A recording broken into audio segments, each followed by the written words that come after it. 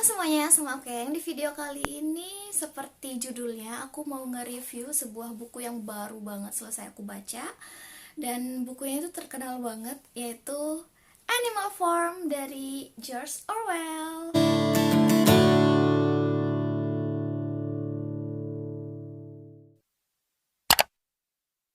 Buku yang aku baca di sini tuh cuman 95 halaman dengan total 10 chapter. Buku ini pertama kali banget diterbitin tahun 1945. Waktu itu di zaman revolusi Rusia. Jadi bisa dibilang buku ini adalah kayak gambaran analogi yang ditulis oleh George Orwell tentang kondisi politik saat itu.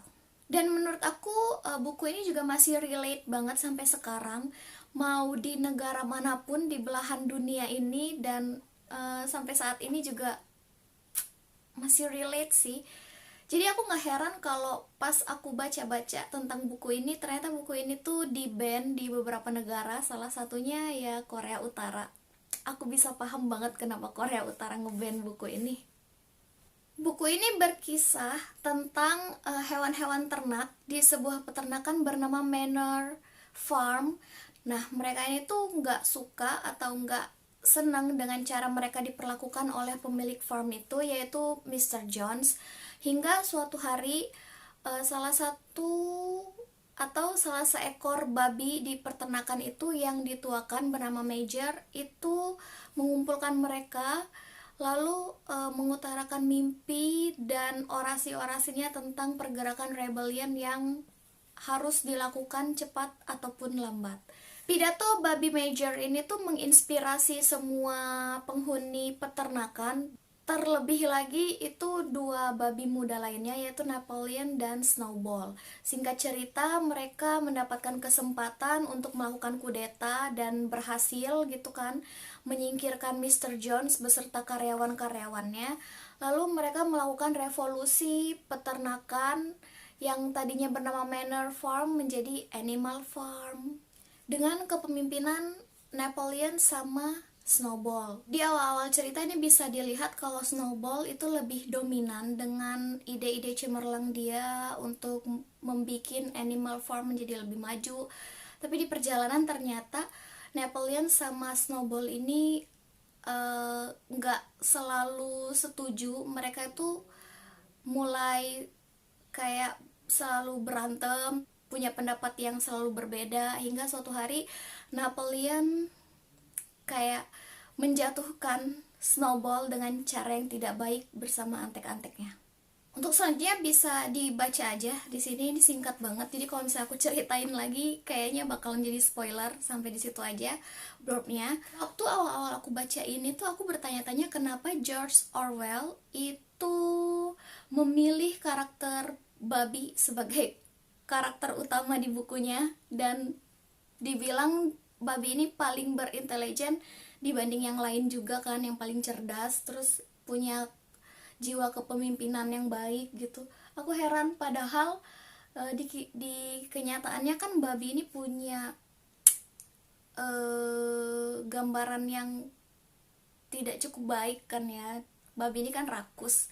Tapi ternyata setelah masuk revolusi itu emang ada sih bagian dimana mereka, si babi ini mulai sedikit-sedikit berulah, tapi nggak yang langsung banyak gitu berulahnya, sedikit-sedikit. Dan itu aku langsung yang baiklah, babi is being babi, dasar babi. No, aku nggak cursing ya di sini, emang karena emang karakternya aja babi gitu. Terus habis itu aku kayak yang ini tuh cuma 95 halaman ya, tapi ini tuh berhasil banget bikin aku kesel, dan tingkat kekesalan aku tuh berbanding lurus dengan jumlah chapter yang aku baca. Jadi makin kita maju nih chapternya 1, 2, 3, 4, 5, dan tingkat level kekesalannya itu juga yang naik 1, 2 sampai level, sampai chapter 10 itu ya tingkat kekesalannya juga level 10. Terus di buku ini gak ada karakter yang aku suka, seriously. Kayak misalnya si boxer, dia itu kuda yang kerja keras bagai kuda. Ya iyalah, emang karena dia kuda makanya dia kerja keras. Intinya mah dia kerja keras banget si kuda ini, bagai kuda. Terus ada karakter keledai Donkey. Nah, dia ini bisa dibilang kayak dari awal tuh kayak paling apatis gitu ya. Dia sebenarnya tahu apa yang bakalan terjadi, tapi dia kayak nggak peduli, ya udahlah gitu. Ya udah, dia tahu tapi dia nggak ngelakuin apa-apa, dan itu juga bikin kesel. Terus habis itu ada biri-biri sama kambing, yang mengibaratkan itu kayak rakyat-rakyat biasa ya, rakyat jelata yang gampang banget terprovokasi gitu. Terus itu aku juga bikin kesel. Terus ada juga eh, anjing, dogs, yang di sini tuh diibaratkan kayak aparat hukum atau peraturan yang tidak pro rakyat gitu. Jadi kayak seolah-olah ya bisa jadi senjatanya pemimpin yang untuk mengelabui rakyatnya gitu deh pokoknya. Dan itu juga aku nggak suka. Walaupun karakter dog ini setia, tapi nggak gitu juga gitu maksudnya. Terus yang paling aku sebel banget di sini adalah karakter, tentu aja Napoleon ya. Karena Snowball sebenarnya aku suka, walaupun dia sempat di awal-awal tuh agak ngeselin, tapi dia lebih berkontribusi gitu setidaknya. Di sini aku paling benci, paling gak suka itu sama karakter Squealer. Kalau nggak salah namanya Squealer deh. Gitu ya, kalau nggak salah pronounce-nya gitu deh. Itu tiap kali dia muncul, tiap kali dia ngomong tuh rasanya pengen aku sumpel aja mulutnya. Mending dia tuh nggak usah ngomong gitu. Dia hidup aja tuh udah sebuah kesalahan. Sebel aku. Tapi di sini karakter yang paling aku respect itu adalah karakter ayam atau itik, antara itu. Dan mereka itu sempat melakukan perlawanan walaupun ujung-ujungnya mereka mati karena dieksekusi. Itu aku sedih banget. Lalu mereka tuh nggak ada power, tapi diperlakukan semena-mena. Well, kalau secara narasi aku suka banget dengan cara George Orwell storytelling di sini. Di sini dia nggak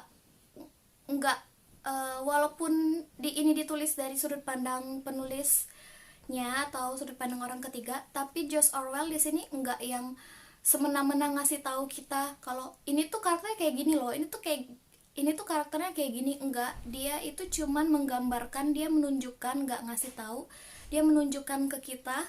Jadi bisa dibilang kita sendiri yang menilai setiap karakter yang ada di sini gitu. Dan aku suka banget sih, jadi kayak pembaca tuh bisa punya pendapatnya sendiri tentang buku ini, tentang setiap karakter yang ada di sini. Dan menurut aku cara penulisan George Orwell yang lugas di sini tuh itu bisa kayak hit the points banget gitu loh. Jadi dia bisa mendeliver apa yang sebenarnya pengen dia sampein di sini.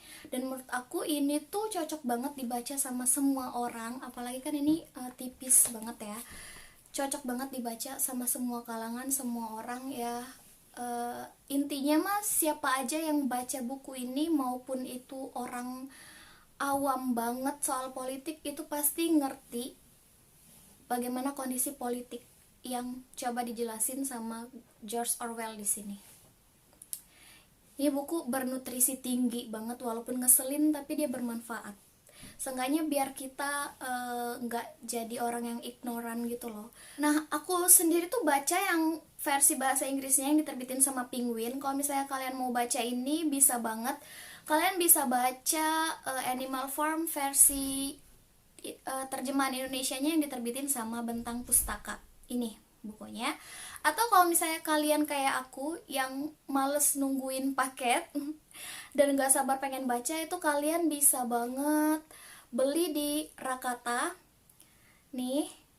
Dan kemarin tuh aku sempat kepoin kalau di Rakata juga lagi diskon 50% buat novel ini.